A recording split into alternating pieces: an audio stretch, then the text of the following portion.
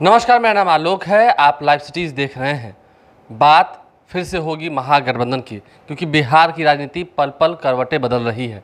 आज 2 अक्टूबर है, महात्मा गांधी की जयंती है, लेकिन अहिंसा और सत्य पर चलने का रास्ता महात्मा गांधी ने दिखाया था। लेकिन राजनीति का जो माहौल है इस वक्त गर्म है। सत्य कौन बोल रहा है, किस पार्टी से सत्य की आवाज़ निकल के आ रही है, कहना मुश्किल है। फिलहाल सीनियर जर्नलिस्ट गणेश हमारे साथ हैं। आज गांधी जयंती का दिन है, लेकिन कल 1 अक्टूबर को पूरी रात खिचड़ी पकी है। महागठबंधन में भी, एनडीए में भी देर रात तक मीटिंग हुई है। कह सकें डिनर डिप्लोमेसी के बहाने बड़ी बड़ी सियासत हो रही है। देखिए आलोक, बिल्कुल आपने सही कहा कि कल पूरी रात महागठबंधन और एनडीए दोनों जगह है।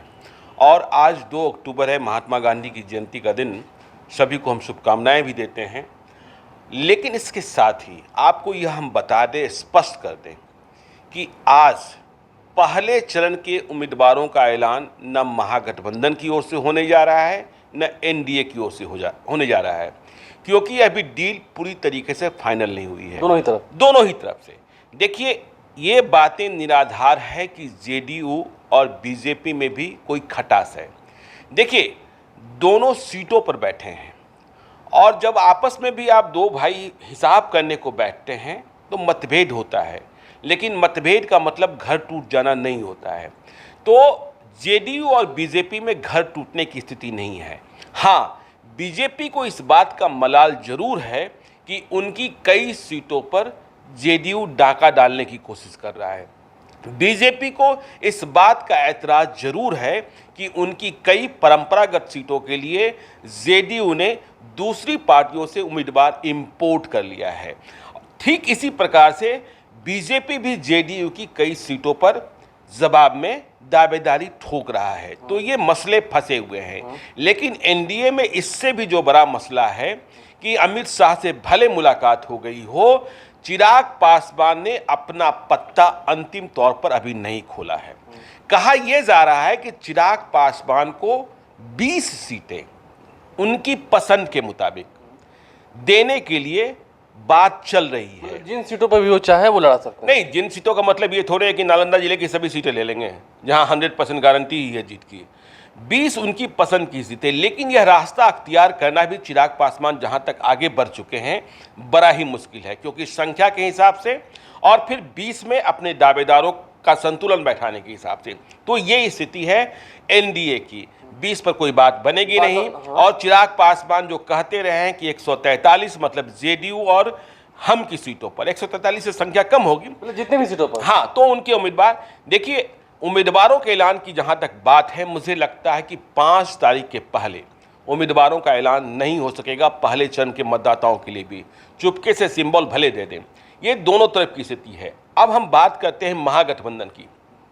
तो देर रात तक दीपांकर भट्टाचार्य जो माले के राष्ट्रीय महासचिव हैं, उनके साथ तेजस्वी यादव की बातचीत हुई है। मदन मोहन झा, शक्ति सिंह गोहिल, अखिलेश सिंह, सभी लोग रात को लौटे हैं दिल्ली से पटना।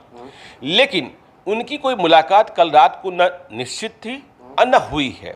आज मुलाकात संभव है। स्टेट कमेटी आरजेडी के साथ बैठ सकती है। कहीं ना कहीं मतलब बड़ी मीटिंग जो है वो आज चलेगी पूरे दिन, दोनों ही तरफ। देखिए, हाँ बिल्कुल चलेगी। मदन मोहन झा को जो दिल्ली से कल रात को लौटे, इसे लेकर कई कयास लगाए जाने लगे कि हाँ, दिल्ली में बात नहीं बनी आरजेडी के साथ, इसलिए बीच में लौटा है। मदन मोहन झा के समक्ष एक दूसरी चुनौती भी है। मदन मोहन झा को स्वयं बिहार विधान परिषद का चुनाव लड़ना है, और इसके लिए उन्हें कल दरभंगा जाकर नामांकन भी दाखिल करना है। तो आज मदन मोहन झा शाम तक पटना में होंगे और बातचीत होगी। तो देखिए, कांग्रेस के समक्ष एक और चुनौती आ गई। कल राहुल गांधी हाथरस में फंसे रह गए, और अहमद पटेल जो कांग्रेस में राहुल गांधी, सोनिया गांधी, प्रियंका गांधी के बाद सबसे बड़े लीडर हैं, वे कोरोना पॉजिटिव हो गए हैं। और उन्होंने अपने संपर्क में आए लोगों से भी कहा है, ट्वीट कर कहा है कि वे अपनी जांच करा लें। तो खैर, तो दीपांकर भट्टाचार्य से माले के नेता के साथ बातचीत हुई, और हमें माले के सोर्सेज से, देखिए मैं राजद के सोर्सेज की बात नहीं कर रहा हूँ, सुबह जो जानकारी मिली है, पहले यह बात टूटती हुई दिखाई पड़ रही थी कि दोनों के रिश्ते टूट गए, माले अब महागठबंधन में नहीं रहेगा। लेकिन अब इस बात की उम्मीद जग गई है, और कहा जा रहा है कि डील भी करीब करीब फाइनल है कि माले महागठबंधन में रहेगा। और माले को आरजेडी ने अपना बहुत कुछ त्याग कर अधिक संख्या में सीटों को देने का फैसला कर लिया है। लेकिन सवाल यहाँ पर खड़ा था क्योंकि सीटों का ऐलान कर दिया था, 30 सीटों की घोषणा भी हो गई थी, फिर कैसे ये खिचड़ी? देखिए, ये तो दबाव की राजनीति होती है, ये दबाव की राजनीति होती है। अब जो हमारी जानकारी मिल रही है माले के सोर्सेस के हिसाब से कि उन्हें 17 से 19, अब ये 18 भी हो सकता है, 20 भी हो सकता है, अंडर 20, हाँ, उन्हें सीटें मिलने जा रही है और माले के हिसाब से यह सीटें कम नहीं है। और इन सीटों के लिए आरजेडी को बड़ी कुर्बानी देनी पड़ी है। उन्हें अपनी कई परंपरागत सीट और कई जीती हुई सीटें छोड़नी पड़ रही है। जैसे काराकाट का मामला फिर फंस गया, काराकाट माले के हिस्से में जा रही है। आरा शहरी क्षेत्र की सीट के बारे में भी कहा जा रहा है कि वो माले को प्राप्त हो सकती है। हाँ, भोजपुर जिले की कई सीटें, अरवल की सीट जा रही है अरवल जिले में, अब सिवान में कई सीटें, दरौंधा की सीट जा रही है माले के खाते में। तो ये सारी खिचड़ी पक रही है और ये खिचड़ी पक गई लगती है। सीपीआई और सीपीएम के साथ करीब करीब बात कंप्लीट है। हम फिर आएंगे उस पर।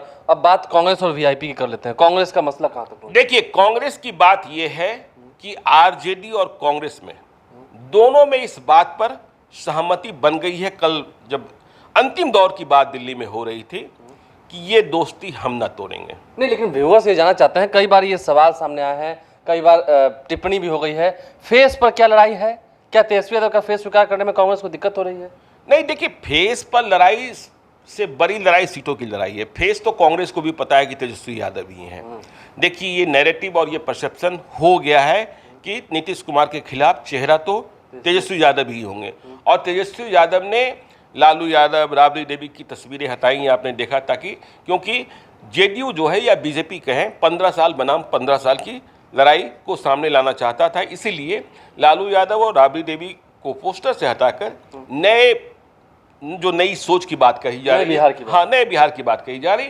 लेकिन हाँ, खैर, कांग्रेस की बात आप कर रहे थे, तो कांग्रेस और आरजेडी में इस बात की सहमति बन गई कि ये दोस्ती हम न तोड़ेंगे। मतलब एक दूसरे के हम पूरक हैं, न हमारे बिना कांग्रेस है और न कांग्रेस के बिना आरजेडी है। आपको हमने कल रात में ही बताया था कि 65+1 का ऑफर आरजेडी ने बहुत कुछ नुकसान सहते हुए दे दिया। वाल्मीकि नगर में उपचुनाव है, तो ये 65 से भी अधिक 2-3 सीटें हो सकती है, 70 के करीब। हाँ, जो 70 की बात हुई थी। अब देखिए, कई लोग सवाल पूछ रहे हैं कि टिकट्स किसके हुए, किसके फाइनल हुए। देखिए, ये सही है कि आरजेडी ने कई लोगों के टिकट्स फाइनल किए हैं और विशेषकर उन सीटों पर टिकट्स फाइनल किए हैं जहां ये लगता है कि नहीं, यहां दूसरे दल की दावेदारी नहीं हो सकती है। माले से सीट पर बातचीत हुई है। देखिए, माले का अपना एक आधार वोट है और एक अपना आधार क्षेत्र है। अब बात रही कांग्रेस और राजद की, तो नहीं, पहले कांग्रेस और राजद की बात कर ले, वीआईपी की बाद में बात करते हैं। तो कांग्रेस से आज कहा गया है कि आप जितनी भी सीटों पर चुनाव लड़ना चाहते हैं, चाहे वो 65 है या 70 है या 71 है, आप आज सीटों का नाम बता दें, फिर हम बैठकर चर्चा कर लेते हैं। तो आज स्टेट कमेटी बैठ सकती है। कांग्रेस ने अपनी लिस्ट तैयार कर ली है, जो स्क्रीनिंग कमेटी की बैठक हुई थी, कि वो किन किन सीटों पर चुनाव लड़ना चाहते हैं और किन किन सीटों पर उनके पास कौन कौन से उम्मीदवार हैं। ठीक इसी प्रकार से आरजेडी के पास भी उम्मीदवारों की लिस्ट तय है। अब कुछ उम्मीदवार इधर से हो जाए, कुछ उम्मीदवार उधर से हो जाए। कई बार हमने देखा है कि आरजेडी ने अपने उम्मीदवार सहित जो है वो, और कांग्रेस ने उम्मीदवार सही सीट दे दी। ये भी हाँ, देखिए, गठबंधन और महागठबंधन में ये भी होता है। तो आज स्टेट कमेटी बैठेगी, उसके बाद जो है दोनों पार्टियों की इलेक्शन कमेटी बैठेगी। इसी तरीके से एनडीए में भी, एनडीए में देखिए, आपने भूपेंद्र यादव, नागेंद्र जी, सुशील मोदी, देवेंद्र फडणवीस, सभी लोग बैठे थे, नंदकिशोर यादव, हाँ, मंगल पांडे भी थे। तो वहाँ भी सीटें पहले तय होनी है, जेडीयू और बीजेपी की। इसके बाद ये बैठेगी टिकट बांटने की कमेटी, पार्लियामेंट्री कमेटी बैठेगी जो टिकट का फैसला करेगी। तो देखिए, इन सब के बीच में सबसे ज़्यादा अकुलाहट और बेचैनी जो है चुनाव लड़ने वाले उम्मीदवारों की है, चाहे वो आरजेडी के हों, चाहे कांग्रेस के हों, चाहे जेडीयू के हों, चाहे बीजेपी के हों। कल रात को भी हम चर्चा करते हैं कि पोस्टर्स जो लगाना है, अभी तक कंफ्यूजन पैदा है। हाँ, अभी तक कंफ्यूजन पैदा है और सबसे बड़ा कंफ्यूजन लोजपा को लेकर है। देखिए, यदि आप ये कह रहे हैं कि अमित शाह से हुई बातचीत के बाद चिराग पासवान मान गए हैं, तो अमित शाह से हुई मुलाकात के भी 12 घंटे से अधिक गुजर गए हैं और चिराग पासवान ने कोई वक्तव्य जारी नहीं किया है। जबकि हमें यह खबर है कि उनके कई उम्मीदवार, मतलब लोजपा के कई उम्मीदवार दिल्ली से उड़ान भरकर पटना आ चुके हैं और नामांकन भरने की तैयारी कर रहे हैं, लोजपा के उम्मीदवार की हैसियत से, न कि एनडीए के उम्मीदवार की हैसियत से। वैसे नामांकन पत्र में एनडीए का उम्मीदवार होता भी नहीं है, लेकिन लोजपा के जो उम्मीदवार दिल्ली से पटना आ रहे हैं चुनाव लड़ने को, वे ऐसे कई उम्मीदवार हैं जो जानकारी मिल रही है वे जेडीयू की स्टैब्लिश सीटों पर चुनाव लड़ने जा रहे हैं। तो चिराग पासवान के अंतिम बयान का इंतजार अभी भी बरकरार है और कांग्रेस और राजद में यह बात की सहमति बन गई है कि दोस्ती हम नहीं तोड़ेंगे। अब लेकिन अगर हम 19 की बातें करें, अंतिम सवाल आपसे लेंगे, अगर 19 में हम देखें, 19 में जब रामविलास पासवान बैठे थे, अमित शाह बैठे थे, नीतीश कुमार बैठे थे, बातें हुई, तुरंत बाहर आकर प्रेस कॉन्फ्रेंस कर दिया। चिराग पासवान से बातें हुई, 12 घंटे से अधिक का समय बीत चुका है, हम कह सके लगभग अब आज एक दिन हो जाएगा, अभी तक कोई वक्तव्य नहीं आना, ये भी एक पॉइंट को दर्शा रहा है। मैं तो कह रहा हूं ना कि इसका मतलब डील अभी फाइनल नहीं हुई है। अब 20 सीटों पर चिराग पासवान राजी हो जाएंगे या 25 या 27 पर राजी होना होता तो पहले हो गए होते। अब ये बात कही जा रही कि जो पहले 27 सीटों की बात हो रही थी उनमें वैसी सीटें नहीं थी जहां लोजपा की जीत की संभावनाएं थी। अब ये बात कही जा रही है कि चिराग पासवान को उनकी पसंद की सीटें दी जा सकती हैं।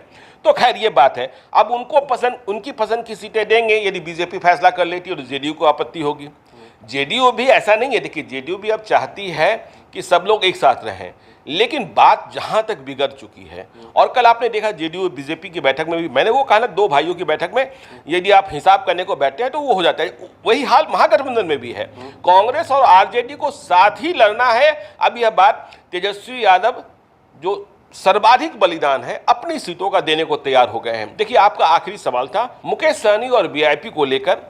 देखिए आरजेडी की पॉलिसी ये है कि पहले हम कांग्रेस से बात कर लेते हैं, उनकी सीटें फाइनल कर लेते हैं और उनके साथ कितनी सीटों पर एडजस्टमेंट होता है। माले मेरा नया सहयोगी, लेफ्ट की नई पार्टीज है और मुकेश सहनी के प्रति तेजस्वी यादव को ये भरोसा है कि वे मेरे साथ हैं। पूरी मजबूती के साथ वे इस बात की वकालत करते रहे हैं कि तेजस्वी यादव भी बिहार के मुख्यमंत्री होंगे, महागठबंधन के नेता हैं। तो तेजस्वी यादव को ये भरोसा है और मुकेश सहनी को भी ये भरोसा रहता है कि हम दोनों भाई बैठ जाएंगे तो बात हो जाएगी, कुछ कम कुछ अधिक पर। तो यही सूरत है। देखिए कुल मिलाकर महागठबंधन की बात करें या एनडीए की बात करें, दोनों ही तरफ असमंजस की स्थिति है। फैसले लिए जा रहे हैं भीतर खामे में, लेकिन फैसले कब तक उजागर होंगे कहना मुश्किल है। आज 2 अक्टूबर है, दूसरा दिन है नामांकन का। 8 अक्टूबर आखिरी तारीख होगी प्रथम चरण के मतदान की, नामांकन की प्रक्रिया की। तो ऐसे में 6 दिन और शेष बचे हैं। देखते हैं इन 6 दिनों में किस पार्टी में सबसे पहले धमाका होता है और कहां सबसे पहले सीटों का ऐलान होता है। आप लाइव स्ट्रीम देखते रहें, हमारे चैनल को सब्सक्राइब कर लें, साथ साथ फेसबुक पेज भी लाइक करें। धन्यवाद।